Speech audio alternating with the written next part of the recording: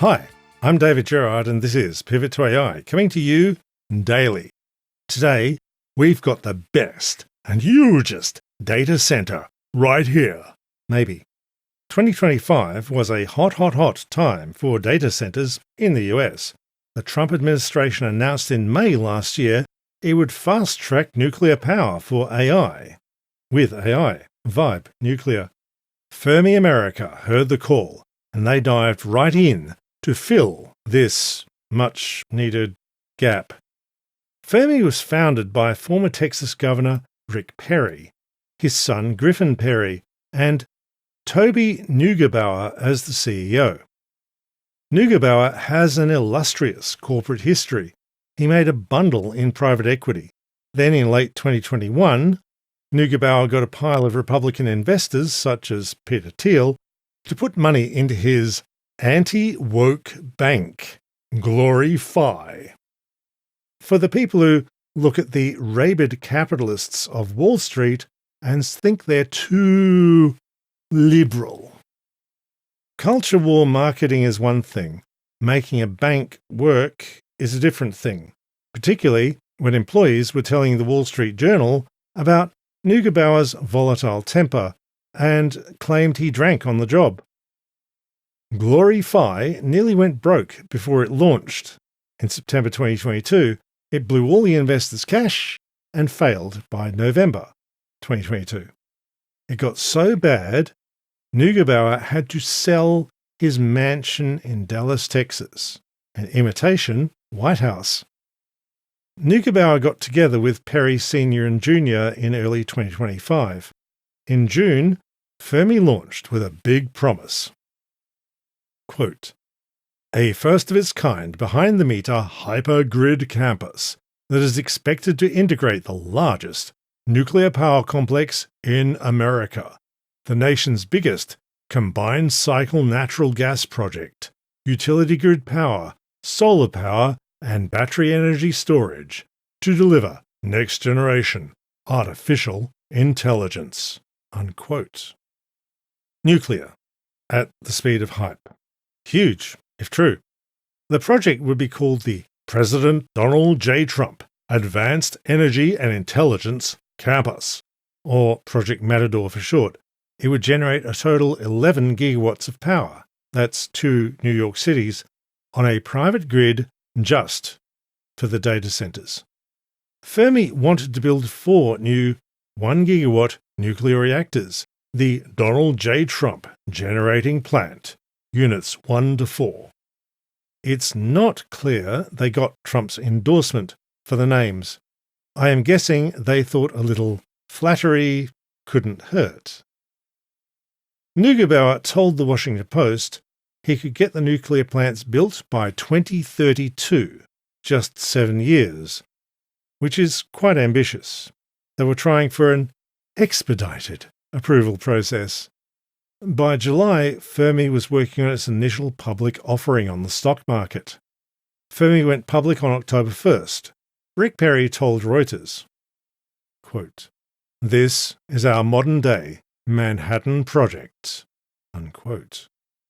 The IPO popped nicely. Fermi raised $746 million for a valuation of $14.8 billion. That's pretty good for a company that had never made a penny of revenue and only had a non-binding letter of intent from one prospective tenant. You might wonder if all this was happening in some sort of bubble. One thing Fermi didn't do was say who this tenant was, which is just as well because the tenant pulled out in December. Neugebauer told Business Insider the tenant had been Amazon, though Fermi later denied this. A Fermi TV ad in January 2026 brags about how they've laid down gas pipes, water pipes, and fences. So that's nice. It's a new year in America. Asking yourself what's possible in 2026? The better question is what's impossible.